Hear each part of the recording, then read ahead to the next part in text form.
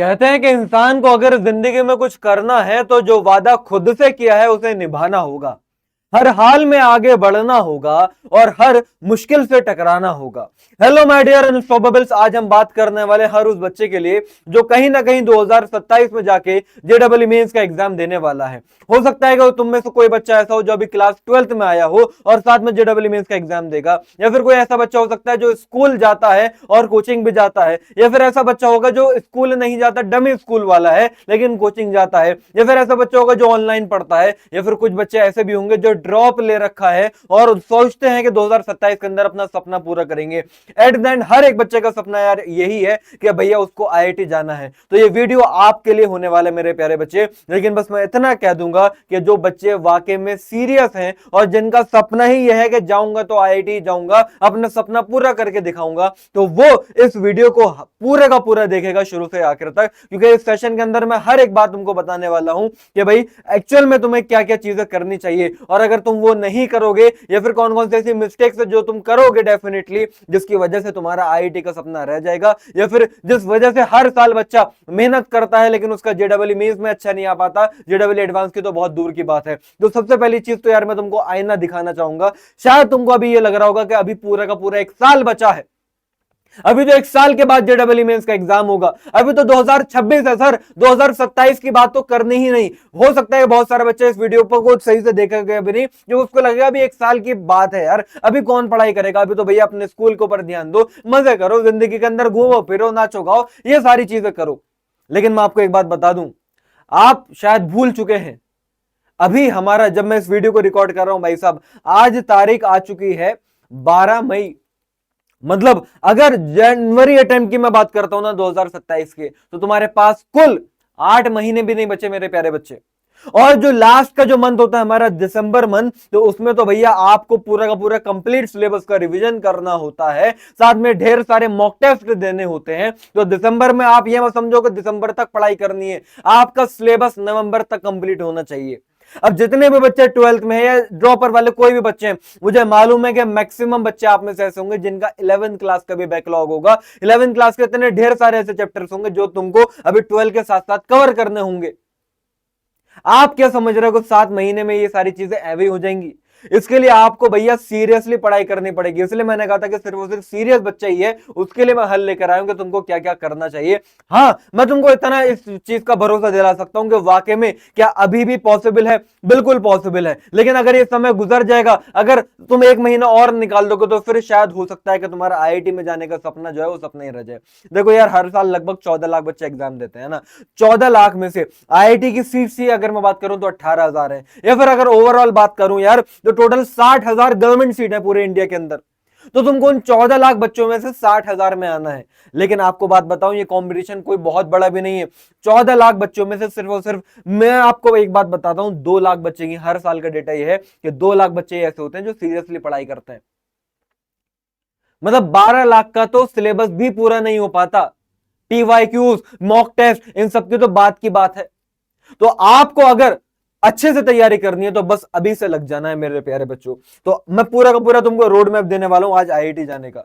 तो भाई ये जो अगले तुम्हारे 8 से 10 महीने होने वाले हैं, ये तुम्हारा किस कॉलेज के अंदर जाओगे, तुम आईआईटीएन कहलाओगे पूरे अपनी जिंदगी के लिए, ये किसी अच्छे एनआईटी जाओगे, या फिर किसी लोकल से अपने शहर के किसी प्राइवेट कॉलेज के अंदर लाखों रुपए फीस देने के बाद 3-4 लाख रुपए सालाना का पैकेज लेकर दर बदर की ठोकरें खाते रहोगे। ये तुम्हारे 8 से 10 महीने डिसाइड करने वाले हैं ना। तो जरा ध्यान से देखो भाई। अब मुझे पहले तो ये बात बताओ कि जो भी बच्चा भी इस वीडियो को देख रहा है, मुझे कमेंट में बताइएगा कि आप अभी क्लास 12 के स्टूडेंट हैं या फिर आप ड्रॉपर हैं, ताकि मुझे पता भी चल जाए कि इस चैनल पर किस टाइप के बच्चे ज्यादा हैं, ताकि उसी के हिसाब से मैं चीजें प्लान करूं। आगे बहुत सारी चीजें इस चैनल के ऊपर आने वाली है, तुम्हारे लिए बहुत फायदेमंद चीज आने वाली है। तो बता दो यार, कमेंट करके बता दो कि तुम क्लास 12 के स्टूडेंट हो या फिर ड्रॉपर वाले हो। फिलहाल कंपटीशन तुम्हारा तगड़ा ही होने वाला है। 2 लाख बच्चे तो ऑफ कोर्स ऐसे होंगे जो अच्छे से पढ़ाई कर रहे होंगे, लेकिन रियलिटी क्या है, most students lose because of the poor planning. ज्यादातर बच्चे जो 2 लाख होंगे ना, इन 2 लाखों का भी अच्छा रिजल्ट क्यों नहीं आएगा? वो इसलिए नहीं आएगा क्योंकि प्रॉपर प्लानिंग नहीं होगी। लेकिन अब तुम्हारी प्रॉपर प्लानिंग हो जाएगी। तुम ये नहीं कह सकते इस वीडियो को आने के बाद कि यार हमें कोई बताने वाला नहीं मिला था, गाइड करने वाला नहीं मिला था, काश कोई पहले बता देता 7-8 महीने पहले तो हम भी कर लेते। तुम तक ये वीडियो पहुंच चुकी है। अब ये तुम फॉलो करोगे या नहीं करोगे? भैया जो फॉलो करेगा उसका फायदा होगा, जो नहीं करेगा वो भैया तुमने बहुत सारी स्ट्रेटेजीज की वीडियो देख ली है, 10 की वीडियो देख ली, आगे भी तुम पूरे साल स्ट्रेटेजी की वीडियो देखते रहोगे, होगा कुछ नहीं। लास्ट में आके वही होगा कि भैया आखिर के 7 दिनों के अंदर क्या क्या चैप्टर ऐसे पढ़ लें, कौन सी स्ट्रेटेजी कर लें कि हमारी आ जाए 99 परसेंटाइल। बस ऐसे ऐसे वीडियोस के ट्रैप में तुम फंस कर रह जाओगे, वीडियोस देखते रह जाओगे, पढ़ कुछ नहीं पाओगे। आगे देखो, है ना। एक बात मैं आपको बता दूं, आपका अगर आपको लगता है कि यार मेरा आईक्यू लो है, इस वजह से मैं अच्छा प्रिपेयर नहीं कर पाऊंगा, मैं आपको पहले बता दूं कि भैया बहुत अच्छे आईक्यू वाले ऐसा नहीं है कि जेडब्ल्यू मीन्स निकाल लेते हैं, और जो भैया थोड़ा कम आईक्यू वाले हैं वो जेडब्ल्यू मीन्स नहीं निकाल पाते, एडवांस नहीं निकाल पाते, ऐसा है ही नहीं। सारा का सारा खेल यहाँ पर कंसिस्टेंसी और प्लानिंग का होता है। तो कंसिस्टेंसी, स्मार्ट वर्क और रिवीजन अगर तुम करोगे, ये सिर्फ तुमको 3 चीजें चाहिए, दिमाग में बिठा लो।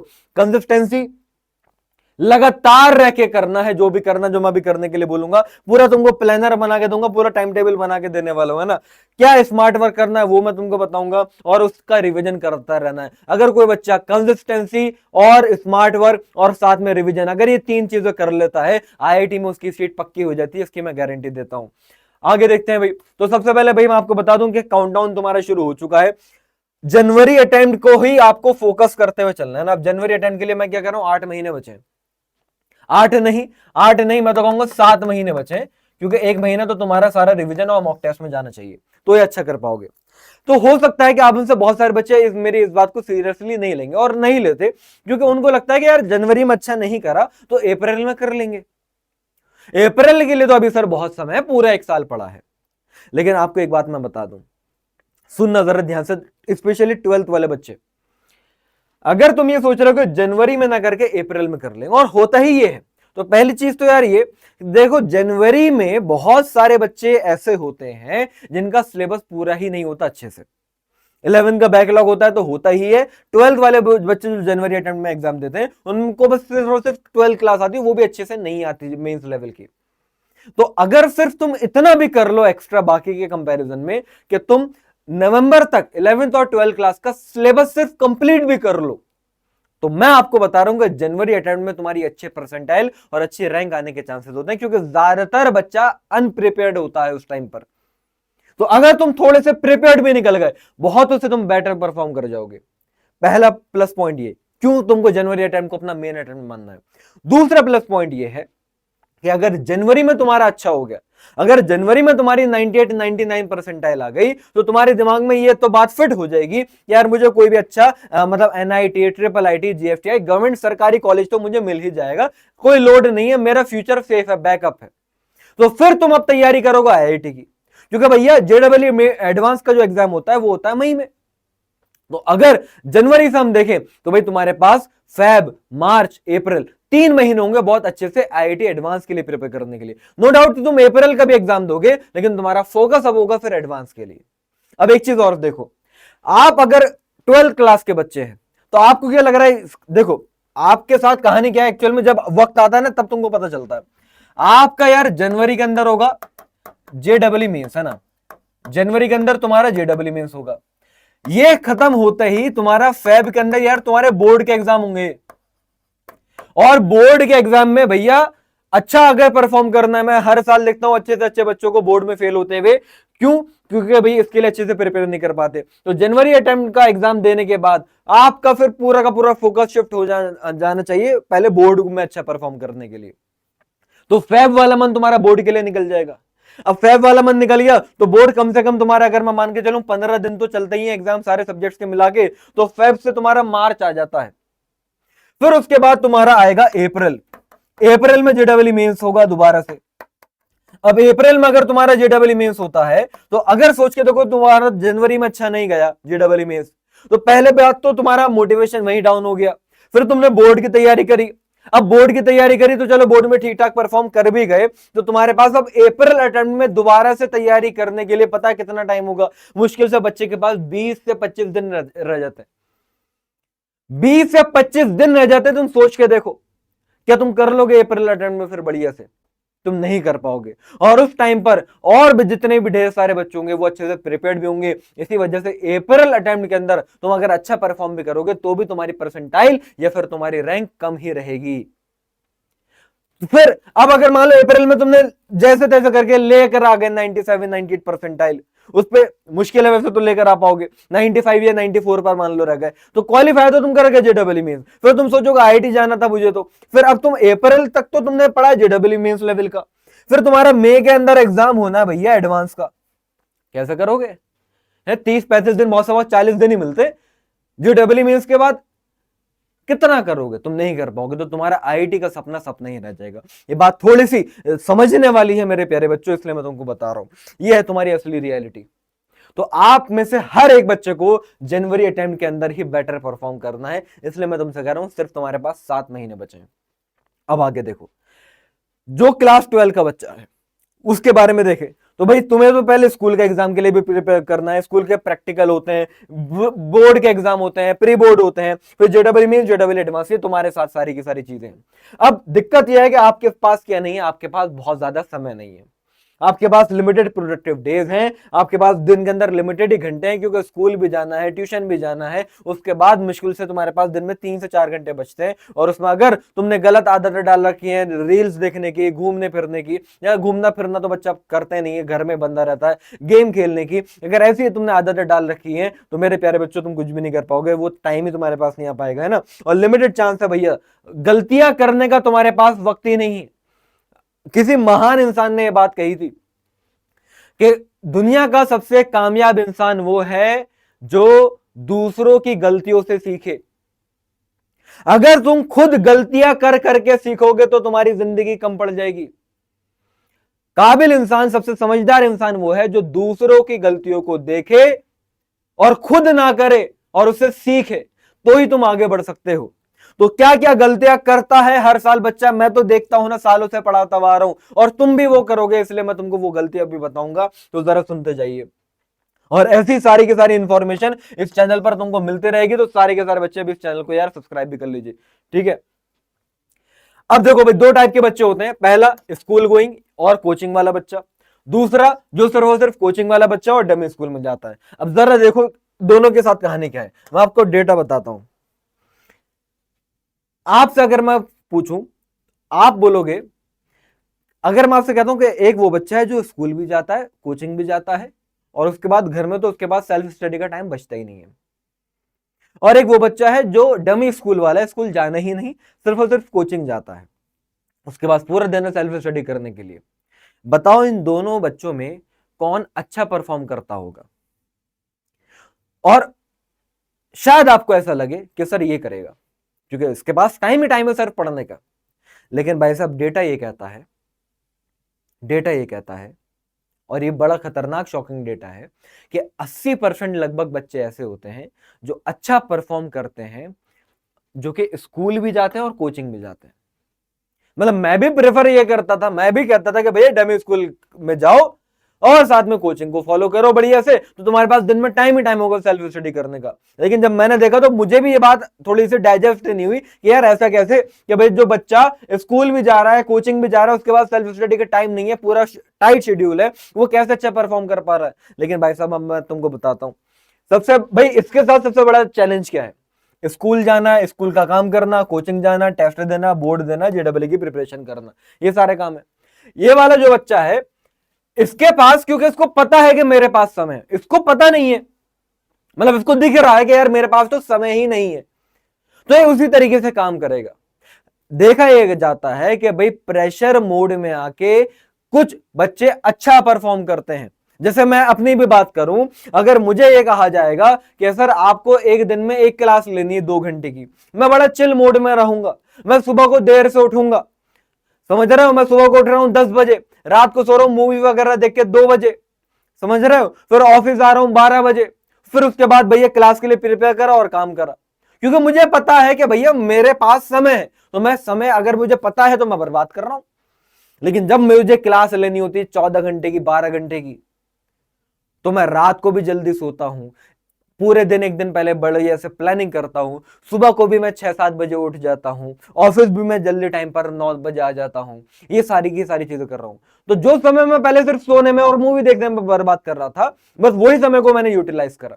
तो यहां पर दिक्कत यही तो होती है कि जो बच्चा कोचिंग वाला होता है, डेमी स्कूल वाला होता है, जो उसको अगर कोचिंग उसके 11 बजे तो उठेगा वो 10 बजे, वो सुबह को उठ ही नहीं रहा 5 बजे। ये बच्चा क्योंकि उसको पता है कि टाइम निकालना पड़ेगा, ये सुबह को रोज 5 बजे उठता है, तो ये अच्छा परफॉर्म कर जाएगा इसके कंपैरिजन में। तो फिलहाल कहने वाली बात ये कि टाइम वेस्ट अगर करोगे, ओवर कॉन्फिडेंस अगर तुम्हें होगा, डिसिप्लिन तुम्हारा नहीं बन पाएगा, फोन का एडिक्शन होगा, तो भैया दिक्कत हो गई। तो यहां पर क्या है भैया, तुमको बैलेंस और कंसिस्टेंसी बना के रखनी है। यहां पर भैया तुमको अपने प्रोडक्टिव आवर को मैक्सिमाइज करना है। अब मैं सबके लिए टाइम टेबल में मैं लेकर आया हूं। तो देखो, जो बच्चा भाई स्कूल और कोचिंग वाला है तो वो जरा ध्यान से देख ले। सबसे पहली बात तो यार, तुम में से भाई करते रहना, बाद में सोते रहना 10 बजे तक 11 बजे तक। इन 7 महीनों में कसम खाओ और वादा करो यार, मैं तुम्हारी कमेंट देखना चाहूंगा। वाकई में अगर कोई भी बच्चा वाकई में आईआईटी जाना चाहता है ना, तो वो कसम खाएगा सर प्रॉमिस करता हूँ ये टाइम टेबल फॉलो करूंगा। ये कोई टाइम टेबल वो वाला टाइम टेबल नहीं दे रहा हूं कि भैया तुमको भैया 9 बजे ब्रेकफास्ट करना है, उसके बाद 5 मिनट का नैप लेना, नहीं नहीं नहीं। मैं तुमको स्लॉट्स दे रहा हूं, इस स्लॉट्स में तुमको पढ़ाई करनी है, डेट्स इट। तो भाई जो बच्चा स्कूल भी जा रहा है, कोचिंग भी जा रहा है, अगर तुम कह रहे हो कि मेरे पास टाइम नहीं है, देखो मेरे प्यारे बच्चे, हर इंसान के पास दिन में 24 ही घंटे होते हैं। समझ रहे हो? एलोन मस्क उस 24 घंटे में दुनिया का सबसे अमीर आदमी बन गया है। कोई बच्चा इन्हीं 24 घंटे के अंदर भैया ऑल इंडिया रैंकर भी होगा, और तुम्हारे पास भी वही 24 घंटे हैं। भेदभाव नहीं करा ऊपर वाले ने टाइम देने में, सबके पास बराबर टाइम है। टाइम निकालना नहीं पड़ता, निकालोगे कहां से, टाइम जितना होता नहीं है, टाइम को मैनेज करना पड़ता है। समझ रहे हो? और टाइम को भी मैनेज नहीं करना। आप टाइम को कैसे मैनेज कर लोगे? 24 घंटे रहेंगे, आपको अपने आप को मैनेज करना है टाइम के हिसाब से। तो आप भैया सुबह में उठना शुरू करो। अगर तुम सुबह 5:30 बजे उठ जाते हो तो 5:30 से 6 मतलब 7 बजे तक लगभग तुम्हारे पास 1.5 घंटा है। तो 1.5 घंटे में तुम रिवीजन फॉर्मूला कर लोगे, या फिर कोई भी टफ चैप्टर होता है या टफ टॉपिक होता है, जैसे मैथ्स की प्रॉब्लम हो गई, फिजिक्स के न्यूमेरिकल हो गए, जो भैया बहुत फ्रेश माइंड चाहिए होता है उस टफ टॉपिक को पढ़ने के लिए, तो वो तुम सुबह के टाइम में रखो। उससे ये होगा कि वो जल्दी समझ में आएगा, टाइम कम टाइम तुम्हारा खराब होगा। फिर उसके बाद देखो, ऐसा मैं भी करता था जब स्कूल में तुम जा रहे हो, तो ऐसा नहीं है स्कूल के अंदर भैया सारी की सारी क्लासेस होती हैं, लगातार होते हैं। कोई ना कोई भैया तुम्हारा गेम पीरियड भी होगा, कोई ना कोई तुम्हारा टीचर नहीं भी आएगा। उस टाइम पर तुम क्या करोगे? दोस्तों से बातें बातें करोगे, फालतू की बातें करने में अपना समय बर्बाद करोगे। मैं क्या करता था, मैं उस टाइम पर लाइब्रेरी के अंदर जाके पढ़ता था। तो टाइम तुम इस तरीके से मैनेज करोगे, अपने आप को मैनेज करोगे, तो भाई क्लास के अंदर पहले बात तो अटेंटिव रहो कि क्लास में जो टीचर पढ़ा रहा है फिजिक्स केमिस्ट्री मैथ का, वो बहुत अच्छे तरीके से पढ़ो, क्योंकि वहीं से भी तो तुम्हारा कोई ना कोई फायदा ही हो रहा है। बच्चों को लगता है कि स्कूल जाना तो टाइम वेस्ट है, बस जाते हैं, ऐसा नहीं, उसको प्रोडक्टिव बनाओ। और साथ में जो भी तुम्हारे फ्री पीरियड्स हो उसमें अपना रिवीजन करो, अपना क्वेश्चन सॉल्विंग करो, वहां से टाइम निकाल लोगे। तो भैया 1.5 घंटा सुबह पढ़ लिया, 1 आध घंटा तो इजीली स्कूल टाइम में निकाला जा सकता है, 1 घंटा ये हो गया। फिर तुम मान लो अगर कोचिंग भी जाते हो स्कूल के बाद, चलो तुम कोचिंग भी चले गए, तो कोचिंग के अंदर भी अपना फोकस पूरा फुल अटेंशन के साथ रखो। वहां पे पर भी तो तुम पढ़ ही रहे हो, और वहां पर बैकलॉग मत होने दो। कोचिंग की तुम्हारी छुट्टी नहीं होनी चाहिए भाई। मैं इस चीज में बड़ा मतलब स्ट्रिक्ट बनता था, डिसिप्लिन बनता था। मेरी कोचिंग में शायद पूरे साल में 1 या 2 ही छुट्टी हुई होंगी। मैं कभी भी छुट्टी नहीं करता था, चाहे बारिश हो रही हो, चाहे तबीयत खराब हो, मैं हमेशा कोचिंग जाता था। उसके बाद की अगर मैं आगे की बात करूं, अब रात की बात करते हैं। अब तुम आ गए थके हारे, मान लो शाम वाम को आ गए, तो फिलहाल उसके बाद अब तुम्हारे पास रात में पढ़ने के लिए 3 से 5 घंटे होंगे, डिपेंडिंग अपॉन तुम्हारा कोचिंग में कितना टाइम जा रहा है, भाई तुम घर पे कितने बजे आ रहे हो। अगर तुम 3-4 बजे घर में आ रहे हो तो कोई भी बच्चा 4-5 घंटे तो आराम से निकाल सकता है अपना पढ़ने के लिए। तो ये वो टाइम है जो सेल्फ स्टडी का है। देखो एक्चुअल में मैं सेल्फ स्टडी की ही बात कर रहा हूं भैया। ये समय तुम्हारे स्कूल में गया, ये समय तुम्हारा कोचिंग में गया। आपको अगर अच्छा परफॉर्म करना है इन 7 महीने में, तो जो स्कूल गोइंग वाला बच्चा है, मैं बता रहा हूं, आपको डेली 4 से 5 घंटे निकालने हैं, और निकाले जा सकते हैं जैसे मैंने आपको दिखाया, ठीक है। और आप वीकली टारगेट रखो यार। पहले तो आपका बड़ा टारगेट मैंने आपको दे दिया कि भाई नवंबर एंड तक तुम्हारा 11-12 क्लास का पूरा सिलेबस होना चाहिए। अब तुम उसके हिसाब से तुम्हें ये खुद से बैठ के बनाना है कि भाई 11 और 12 क्लास में भाई पर सब्जेक्ट वाइज अगर देखें तो कितने चैप्टर है ना। अब उन चैप्टर को अब मंथली बांटे दो, तो एक महीने में मुझे मान लो कितने चैप्टर करने, मान लो निकल कर आए एक महीने में तुम्हें 8 चैप्टर करने। अब एक महीने में अगर 8 चैप्टर अगर तुमको कंप्लीट करने हैं सारे सब्जेक्ट के अगर मिला के, तो फिर तुम्हें एक वीक में कितने चैप्टर करने पड़ेंगे, मान लो 2-3 चैप्टर करने। तो अब उन 2-3 चैप्टर अगर करने तो उसके लिए तुम्हें दिन में कितना पढ़ना पड़ेगा। इस टाइप से तुम्हें ब्रेक करना होता है अपना टारगेट, तो जाके अचीव होता है। तो वीकली टारगेट रखो कि भाई एक चैप्टर पूरा करना है, एरा नोटबुक बनाओ, मॉक टेस्ट दो। और सबसे इंपॉर्टेंट बात, जो भी बच्चे स्कूल गोइंग है, कंसिस्टेंसी तुम्हारा बहुत ज्यादा मैटर करेगी। साथ में संडे आएगा, संडे में ना स्कूल जाना ना कोचिंग जाना। बहुत सारे बच्चों की कोचिंग ऐसा भी नहीं होता है, हफ्ते में हो सकता है 5 दिन ही होती है, तो 2 दिन तुम्हारे वहां पर फ्री मिल रहे हैं। तो इस टाइप से तुम टाइम को मैनेज करोगे तो हो जाएगा। तो बात समझ में आ रही है। अभी वो बच्चा जो स्कूल जा रहा है, नहीं सॉरी स्कूल नहीं जा रहा, डेमी स्कूल वाला कोचिंग जाता है, तो इसके लिए भैया सबसे बड़ी डिस्ट्रैक्शन क्या है, सबसे बड़ी डिस्ट्रैक्शन ये है कि वो कंसिस्टेंसी नहीं मेंटेन कर पाता। तो तुम्हारे पास तो भाई मैं ईमानदारी से बता रहा हूं 6 से 8 घंटे तुम इजीली निकाल सकते हो सेल्फ स्टडी के, कोचिंग को हटा के बात कर रहा हूं। तो सेल्फ स्टडी के लिए 6 से 8 घंटे तुम्हें निकालने हैं। कोचिंग में तुम 4 से 6 घंटे दे रहे हो, तो 4 से 6 घंटे वो, सेल्फ स्टडी के 6 से 8 घंटे ये, तो भाई तुम्हारे पास 10 से 12 घंटे हैं। अगर कोई बच्चा डमी स्कूल वाला 10 से 12 घंटे अगर दिन में टोटल नहीं पढ़ रहा, मतलब 6 से 8 घंटा, 6 तो मिनिमम मैं बता रहा हूं, अगर 6 घंटे वो मिनिमम सेल्फ स्टडी नहीं कर रहा, बर्बाद होने वाले हो तुम, बता रहा हूं। तुम्हारे पास इतना बढ़िया मौका था, तुम उसको भी गवा रहे हो। तो वही काम करो तुम भी, मॉर्निंग में उठो, प्रॉब्लम सॉल्विंग वाली प्रैक्टिस करो, दोपहर के अंदर कोचिंग या मॉड्यूल सॉल्विंग करो, और इवनिंग में अपने वीक चैप्टर को इंप्रूव करो, है ना। रिवीजन करते जाओ, मॉक एनालिसिस करते जाओ। इतना बस मैं आपको बता दूं, देखो हर इंसान की डे के अंदर कोई ना कोई ऐसा भी टाइम होता है जो अनप्रोडक्टिव आवर जिसको हम कहते हैं, मतलब उस टाइम पर पढ़ने बैठो भी ना तो ज्यादा अच्छे से परफॉर्मेंस नहीं आती। जैसे मेरे साथ यह था कि दोपहर को खाना खाने के बाद बड़ी बढ़िया नींद आती थी मुझे, तो 2 से 5 वाला जो समय था उसमें मुझसे अच्छे से पढ़ा नहीं जाता था। अब या तो मैं लेट जाऊं, और अगर मैं लेटता भी था तो भैया ऐसा होता था कि 2 से 3 बजे तक तो मैंने 1 घंटे फोन ही चलाया, फिर उसके बाद मैं सो रहा हूँ, और सो रहा हूँ तो सोते सोते पता चला 7-8 बजा दिए। तो ऐसा नहीं करना।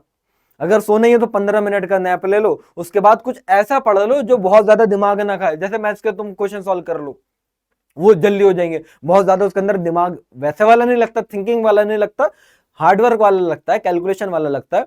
तो ऐसा वाला आप कर लो। तो अनप्रोडक्टिव आवर में वो चीज करो जो थोड़ी आसान है, जो समझ सकते हो, इस तरीके से कर सकते हो। 5 सबसे बड़ी मिस्टेक जो बच्चा करता है, और तुम भी करते होगे तो वो भी जरा ध्यान से सुन लो। सबसे पहली मिस्टेक ये कि अपनी बैकलॉग बनने देना, बैकलॉग नहीं बनने देना मेरे प्यारे बच्चों, है ना। 1 हफ्ते का बैकलॉग भी अगर तुम्हारा बन गया, वो बहुत बड़ा डेंजरस होता है तुम्हारे लिए, ठीक है। दूसरा, रिवीजन ना करना।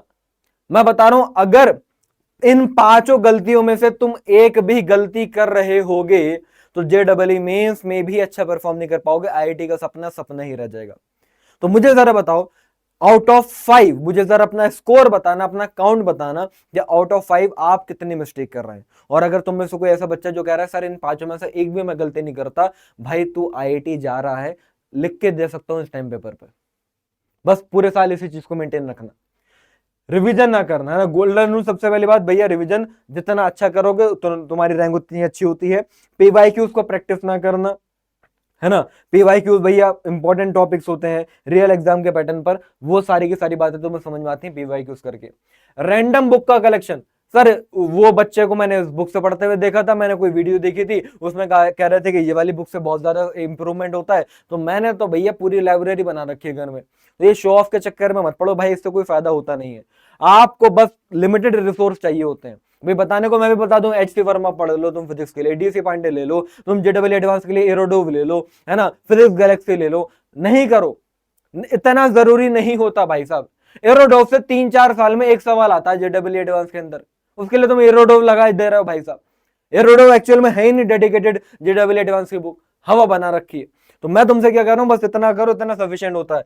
कोचिंग का जो तुम्हारा मॉड्यूल है ना, वो स्पेशली केमिस्ट्री की तुम्हारी इनऑर्गेनिक वगैरह के लिए NCERT, साथ में PYQs और DPPs वगैरह जो तुम्हें कोचिंग वाले देते हैं, वो इतना कर लो। और कोई एक स्टैंडर्ड बुक वगैरह ले लो अगर लेना चाह रहे हो, और इसी को ही बहुत अच्छे से करना है, इसी को बहुत अच्छे से करना है। तुमने ले 10 बुक रखी है, क्वेश्चन एक भी चैप्टर के नहीं लगा रखे, क्या फायदा है ना। और mistake number 5, phone and social media addiction, ये सबसे बड़ा है। अगर ये तुम्हारा है भाई, तुम सोचते हो 10 मिनट इंस्टाग्राम की रील देखूंगा और वो 2 घंटे कब बन जाता है पता नहीं चलता, तो अगर ऐसे करोगे तो भाई नहीं हो पाएगा। तो मुझे बताइएगा कि आउट ऑफ 5 तुम कितनी मिस्टेक्स कर रहे हो, मुझे कमेंट बॉक्स में जितनी ज्यादा मिस्टेक उतने कम चांसेस तुम्हारे आईआईटी जाने के। और मुझे मालूम है तुम में से बहुत सारे बच्चे ऐसे होंगे जो पांचों की पांचों गलतियां कर रहे होंगे। चलिए आगे बढ़ते हैं। स्मार्ट वर्क डेट एक्चुअली है ना। तो स्मार्ट वर्क तुमको क्या क्या करना है।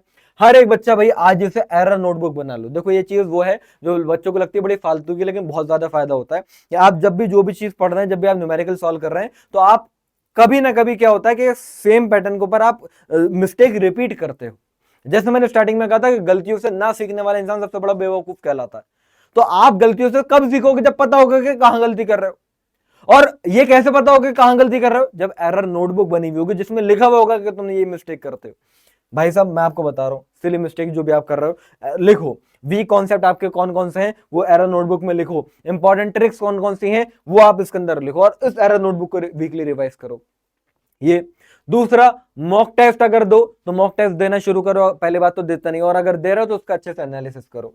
फिर उसके बाद फॉर्मूला रिवीजन। फॉर्मूला रिवीजन बहुत अच्छे से होना चाहिए। अरे फिजिक्स का तो इतना इजी पेपर आने लगा जेडब्ल्यू मेंस में, मतलब 25 सवाल में से लगभग 17-18 सवाल तो फॉर्मूला अगर मालूम होगा ना, और थोड़ा बहुत आगे पीछे की इन्फॉर्मेशन, तो वहीं से सॉल्व हो जाता है तुम्हारा। मतलब 15 सवाल तो हो जाएंगे, 60 नंबर तो सिर्फ फॉर्मूले से तुम्हें मिल रहे हैं इन दिनों, इतना इजी पेपर आने लगा। तो फॉर्मूले अच्छे से याद होने चाहिए। बाकी शॉर्ट नोट्स आपके बने हुए होने चाहिए ताकि आप हर मंथ वाइज उसको रिकॉल कर पाए, रिवाइज कर पाए। तो ये चारों की चारों चीजें करो। ये करोगे तो फॉर श्योर तुम्हारा इंप्रूवमेंट तुमको अपने अंदर देखने को मिलेगा। क्लास 10th 12 वाले बच्चों का सबसे बड़ा फेयर ये होता है कि सर मैं कैसे बोर्ड और जेडब्ल्यू को साथ में लेकर चलूं। बार बार बच्चे ये कहता है कि सर बोर्ड पढ़ूं या जेडब्ल्यू पढ़ूं। तो मैं आपको बता देता हूं भैया, बोर्ड कि अगर अच्छे से पढ़ाई करोगे तो एनसीईआरटी केमिस्ट्री में तुम्हें हेल्प मिल जाएगी, थ्योरी की क्लियरिटी हो जाएगी, साथ में भैया लिखने की प्रैक्टिस हो जाएगी। ये जब तुम बोर्ड की तैयारी करोगे। अक्टूबर से नवंबर तक तुमको बोर्ड के बारे में सोचना ही नहीं, तुम्हें जेडब्ल्यू के बारे में सोचना है। फिर दिसंबर से जनवरी तक भी तुम्हारा पूरा का पूरा फोकस जेडब्ल्यू पर हो जाएगा। यहाँ पर तो थोड़ा बहुत तुम स्कूल को देखते रहोगे, यहाँ पर पूरा का पूरा फोकस दिसंबर से जनवरी देखना ही नहीं भैया स्कूल का क्या चल रहा है। उसके बाद हाँ, जनवरी अटेंड जब हो जाए तो उसके बाद फिर अपना बोर्ड की तरफ फोकस शिफ्ट करो ताकि बोर्ड में अच्छा परफॉर्म करो। और बोर्ड खत्म होते ही फिर जेडब्ल्यू एडवांस की तैयारी शुरू कर दो। अप्रैल अटेम्प्ट देखते रहेंगे भाई साहब, हमें तो जनवरी में बढ़िया करके आना है। ठीक है, और देख लो इंपॉर्टेंट मंथ्स क्या क्या है भाई। जून से लेके सितंबर तक ये वो तुम्हारा मंथ होगा जिसमें तुम कॉन्सेप्ट पढ़ोगे, नई चीजें पढ़ोगे, 11th और 12th क्लास के चैप्टर कंप्लीट करोगे, है ना। इसमें कंप्लीट सिलेबस करना है, बैकलॉग कुछ बनने नहीं देना। फिर उसके बाद अक्टूबर से दिसंबर मैक्सिमम क्वेश्चन प्रैक्टिस करने, रिविजन करना, और दिसंबर में आके ज्यादा से ज्यादा भर भर के मॉक टेस्ट देने हैं। और फिर जनवरी से अप्रैल में तुम्हारे क्या होगा, परफॉर्मेंस को ऑप्टिमाइज करना है, जिसमें तुम PYQ, full syllabus mock, accuracy वगैरह करोगे। और इधर तो एग्जाम ही चलता है। आ रही बात समझ में। ड्रॉपर वाले बच्चों के लिए बात कर लें भाई। ड्रॉपर का सबसे पहली बात तो एडवांटेज ये कि एक्सपीरियंस है, ऑलरेडी एक एग्जाम दे चुके हो। दूसरा चीजें तुमने पढ़ रखी है, कुछ कमियां हैं तो वो तुम्हें सही करनी है ना। मिस्टेक्स क्या क्या करते हो वो तुमको पता चल चुका होगा अब तक। लेकिन दिक्कत क्या है कि तुम्हारे ऊपर प्रेशर होता है कि अच्छा कर पाऊंगा या नहीं कर पाऊंगा, है ना, क्योंकि भाई 1 साल का तुमने अपना यहाँ पर बैठ लिया होता है। तो बिगेस्ट एडवांटेज लेकिन तुम्हारे पास ये कि अगर कोई डिसिप्लिन ड्रॉपर है ना, तो वो बहुत सारे फ्रेशर को पीछे छोड़ देता है। लेकिन मैंने यार एक बात देखी है कि जितने भी ड्रॉपर वाले बच्चे होते हैं ना, ड्रॉप लेने वाले बच्चों में मैंने ये देखा कि सिर्फ और सिर्फ 20 से 30% बच्चे ऐसे होते हैं जो इंप्रूवमेंट कर पाते हैं, बाकी बच्चे नहीं कर पाते। क्यों? क्योंकि वो डिसिप्लिन नहीं मेंटेन कर पाते। ड्रॉपर स्ट्रेटेजी की बात कर लें तो treat preparation like a job, है ना। ऐसा करो कि जैसे काम पे जा रहे हो, फिक्स शेड्यूल बना लो। कोई इमोशनल डिसीजन की वजह से भैया ऐसा नहीं होना चाहिए कि तुम्हारा दिल टूट गया, तुमने पढ़ाई छोड़ दी। इमोशनल चीजों को साइड में उठाकर रखना है, प्रैक्टिकल इंसान की तरह अपना काम करते रहना है, और फुल सिलेबस अपना कंप्लीट करना है।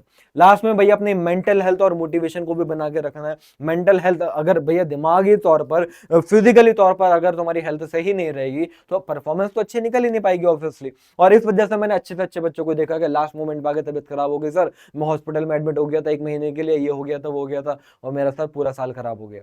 तो ये तुम्हारे साथ नहीं होना चाहिए, इस चीज का तुम्हें ध्यान रखना है ना। लो कॉन्फिडेंस हर एस्पिरेंट फील करता है, तुम नए नहीं हो, होगा, डर लगेगा, बर्नआउट होगा, थके जाओगे, एंजाइटी होगी। मैं आपको बता दूं ये सारी चीजें नॉर्मल है यार। तुम हिंदुस्तान के सेकंड सबसे टफेस्ट एग्जाम की तैयारी कर रहे हो, तुम 14 लाख बच्चों को पीछे छोड़ के आगे जाना चाह रहे हो, तो ऑब्वियसली यार ये सारी चीजें तुम फेस करोगे। और ये एग्जाम तुम्हें ये चीजें फेस करवाता है, इसलिए तो तुमको आगे की जिंदगी के लिए तैयार करता है, इसलिए तभी तो तुम मजबूत बनोगे ना यार अंदर से। इंपॉर्टेंट रिमाइंडर ये है कि आपको क्या क्या नहीं करना। ये नहीं है कि भैया सर मोटिवेशन होगा, बच्चों ने अब यार ये बना रखा है कि सर मोटिवेटेड नहीं हो आज पढ़ाई करने के लिए, सर मोटिवेशन नहीं आ रहा पढ़ने का। तुमने ये अपने आप को क्यों कह रखा है कि भैया मुझे मोटिवेशन चाहिए तो ही मैं पढ़ूंगा? अरे यार, तुम्हारे पापा जब रोज जॉब पर जाते हैं या काम करने जाते हैं, क्या उनको रोज मोटिवेशन आता होगा काम करने का? नहीं ना, लेकिन जाते हैं। तो जिंदगी के अंदर ये चीज आप अपने अंदर लेकर आओ कि भाई आपको वो सारा काम करना पड़ेगा जिसको करने का मोटिवेशन नहीं भी आ रहा तो भी करना है। ये चीज तुम बनाओ, मोटिवेशन की जरूरत नहीं है। परफेक्ट मूड अच्छा होगा तो पढ़ूंगा यार, आज मूड अच्छा नहीं है, आज पापा ने डांट दिया, आज भैया तबीयत थोड़ी अच्छी से नहीं हो रही है, मूडी के हिसाब से पढ़ाई करोगे तो मूडी लोग कामयाब नहीं होते भाई साहब। परफेक्ट टाइम टेबल बना लूंगा तो होगा। परफेक्ट टाइम टेबल तुमने टाइम टेबल बनाएगा, आज सुबह में भैया उठ के मैं 5 बजे से पढ़ना शुरू करूंगा, तुम नहीं उठे 5 बजे, तुम उठे 8 बजे। अब तुम्हें लग रहा है कि हाँ मैंने तो 3 घंटे खराब कर दिए, दिन बर्बाद हो गया। अरे भैया अब 8 बजे तो उठ गया ना, अभी तो पढ़ना शुरू कर। तुमने अब पूरा दिन ही कर दिया, बोला अब सुबह अगले दिन का पढ़ूंगा, 5 बजे से उठना है ना, तो 5 बजे से अगर जब तक मैं नहीं उठूंगा मैं पढ़ाई शुरू नहीं करूंगा। ये परफेक्शन के पीछे तुम भाग रहे हो। अरे जहां हो वहां से शुरू करो यार, है ना। तुमको क्या चाहिए? तुमको बस डिसिप्लिन, डेली प्रोग्रेस और कंसिस्टेंसी चाहिए होती है मेरे प्यारे बच्चों। और फाइनल आईआईटी की स्ट्रेटेजी है, आईआईटी का फॉर्मूला ये है कि क्वेश्चन सॉल्व करो, रिवीजन करो, टेस्ट दो, एनालाइज करो मिस्टेक्स को, और ये सारी बातें रिपीट करते रहो। और ये नॉन नेगोशिएबल चीज, अगर ये नहीं करोगे तो कुछ नहीं होगा। डेली पढ़ना पड़ेगा, वीकली रिवीजन करना पड़ेगा, पीवाईक्यू देने पड़ेंगे, मॉक टेस्ट देने पड़ेंगे, डिस्ट्रैक्शन को अपना कम करना पड़ेगा, अच्छे से नींद लेनी पड़ेगी। तो बस 2027 it is not about being extraordinary. जेडब्ल्यू मेंस का एग्जाम कोई बहुत एक्स्ट्रा ऑर्डिनरी नहीं होता है, बस तुमको कंसिस्टेंसी चाहिए। रिवाइज करो, प्रोक्रेस्टिनेशन बंद करो, चीजों को टालना छोड़ो, प्रैक्टिस करना शुरू करो, है ना, जब अदर कंप्लेन कर रहे हैं। तो 1 year of discipline can create a complete different life, है ना, डिफरेंट लाइफ। तो आईआईटी पॉसिबल है, बस आज इसे तुम शुरू कर दो और सीरियसली शुरू करो। तो मुझे जरा ईमानदारी से बताओ कितने बच्चे ऐसे हैं इस वीडियो को यहां तक पूरा देखा है और कसम खाते हैं कि सर हर हाल में 2027 के अंदर आईआईटी में जाके रहूंगा? तो ये बात लिखना कि सर हर हाल में 2027 में आईआईटी में जाके रहूंगा, कमेंट बॉक्स में मुझे दिखना चाहिए। और उसके लिए सीरियसली पढ़ाई शुरू कर दो। इस चैनल पर बहुत सारी चीजें पढ़ाई से रिलेटेड मैं लेकर आने वाला हूं, तो वो तुम्हारी मिस नहीं होनी चाहिए। अगर तुमने सब्सक्राइब नहीं कर रखा होगा तो मिस हो जाएगी भाई साहब। तो मिलते हैं मेरे प्यारे बच्चों इस टाइप से अगले सेशन में। जब तक के लिए tata bye bye, see you, जय हिंद।